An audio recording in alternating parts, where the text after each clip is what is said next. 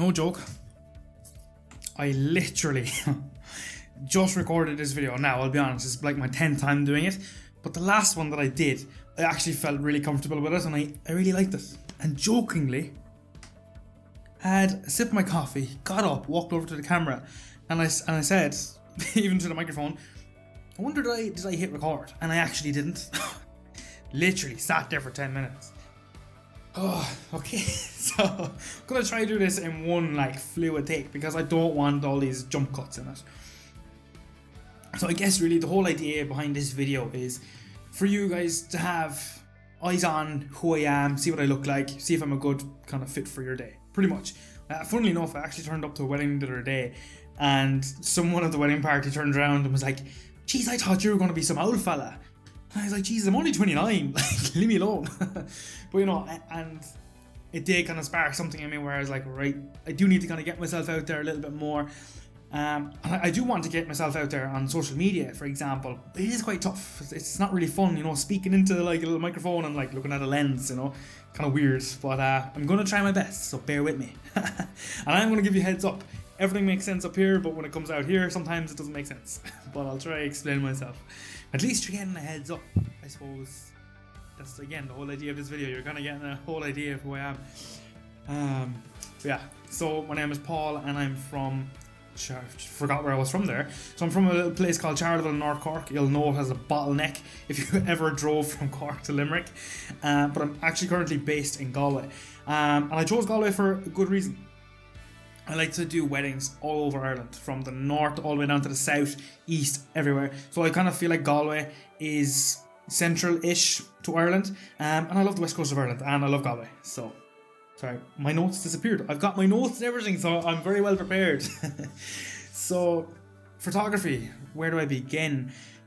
I think it literally goes all the way back to when I was a little kid. So my dad used to go around with this big gigantic camera, right?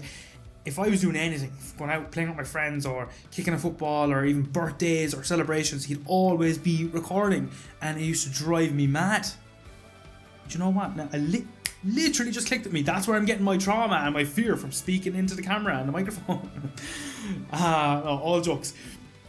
Looking back now, even though I didn't enjoy it at the time, but I'm so grateful that he did it, because number one, it provided this love for photography and for capturing videos, but essentially it all comes back to memories, and being now at this age, being able to look back.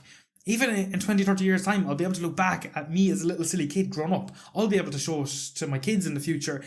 And I just find that fascinating that there's literally moments in time froze there. And I want to be able to provide that for people. Imagine, as a bride and groom, being able to look back on your day, looking at certain photos or videos, and being able to share that with your kids or your grandkids or your friends and family in 20, 50 years time. That blows my mind. You could literally, well, I can anyway, I can look back at any video or photo, and it's like a spider web, for example. There's so much emotion attached to one photo, for example, and you'll be able to relive that emotion from that particular moment. And even certain moments that happened during that day or from that photo, you'll be able to expand on that, and you'll be able to oh, I remember what happened, I remember what so and so was saying, and a whole story develops around a photo, literally from one photo. There's so much that can be done from it. And again, that whole developed me then into having a passion for photography, and it all really kind of sparked off for me when I was 21, 22. So I actually spent 4 years in the military. And once I left, I couldn't really settle anywhere, and I said, right, 6 months going traveling, going to buy a camera, just going to take photos. That was literally travel, photos. That's all was in my head when I was that age, because I didn't have a clue what I wanted to do with my life, and I couldn't settle into a job, didn't know what to do. So funnily enough, 6 months turned into almost 5 years of traveling around the world. I spent a lot of my time in Southeast Asia teaching English, volunteering. I worked in a lot of hostels or different farms and stuff. Went all the way across Canada, America. Lived in Hawaii for a year, which was supposed to be for, again, 3 months. funnily enough, I remember I got back from Southeast Asia and I had no money left. I had like €800 on my bank account. So yeah, ran home. Where else? And I was like, where can I go in the world that can be the best place in the world? And I was like, right, I'll just book a one-way flight to Hawaii. And no clue what I was going to do, no idea. But I was like, I'm going to document it. That's all I want to do. I'm a documenter person now. That didn't even make sense. Same vocabulary correct. But yeah, so I ended up moving out there for a year and volunteered in this little farm out there and ended up actually working there. I don't know, should I say it? Am I allowed to say that? But anyway, I did. So yeah, I ended up working there for a year on this like little dragon fruit farm. And again, I was able to capture all of it. I was living out of a van. Like, it was unbelievable. And again, all of those memories. Sorry, I'm going on a little bit of a tangent here. But again, I have all of those memories literally stored in like 5 hard drives and petrified to lose them. Yeah, and it just relates to all coming back to what I want to provide for people, because I know how I feel about when I look at my photos, and I want to give that feeling to other people as well. And my whole style again comes from me hating the camera, being in front of it at least anyway, candid. So 90% of my work is going to be candid. It's going to be from a distance, capturing people. So many times people have said to me, Jesus, where did you come out of? Like, where's the photographer gone? But I'm there, but you just don't see me. I'm very good at blending into people and blending into the background and capturing moments as they unfold, because you can tell. And when a photo is forced, you can tell like the moments. But when a photo is naturally captured, you can feel emotion from that photo, and that's what I want to capture, and that's what I'm really good at capturing as well.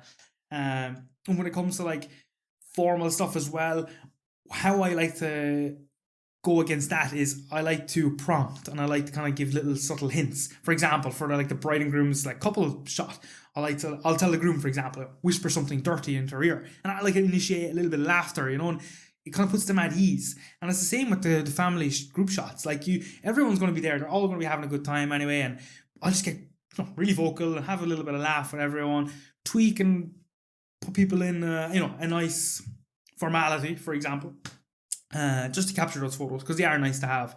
And again, they're not essential. Some people like them, some people don't. When it comes to the gallery itself, I like it to tell a story, and you can watch it unfold as you go down through the day from the perspective of the bride and groom, from each household, for example, in the morning, and you can also view it from like a guest's point of view as well.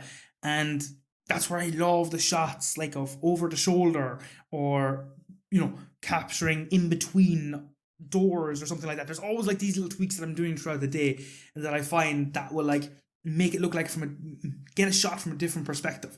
And that's what I love about photography. You can get so creative, you can do so much things with it. And like even the nighttime photo shoots, I love playing around with light. For example, my nighttime photo shoots, what I'll do is I'll put a light behind you, like what I have here. It's called backlit, and normally I get a drunk bridesmaid, and I'll just squirt water behind you, and you have like this mystical stuff everywhere. Funny enough, living in Ireland, anytime I've wanted to do that shot, it hasn't been raining. So if it does rain, and if you're happy to go out in the rain, it'll look unbelievable. But I have a backup, little squirty water bottle thing, and it looks good. Yeah, I guess that's what brings me to the end of this video, and I hope that I'm going to do more of these videos. If you enjoy it, let me know, and hopefully I'll do like an interview style with a couple someday. I would really like to do that, and I would like to start talking a lot more about my style and what happens throughout the booking phase of booking with me, and in the whole day itself. Yeah, I'm going to breathe now. I'm going to leave it there, guys. Thank you for watching if you did, and hope to see you, and hope that you book in with me. That coffee was needed. Imagine I didn't hit record this time. Throw the camera out the window. That's what I'll do.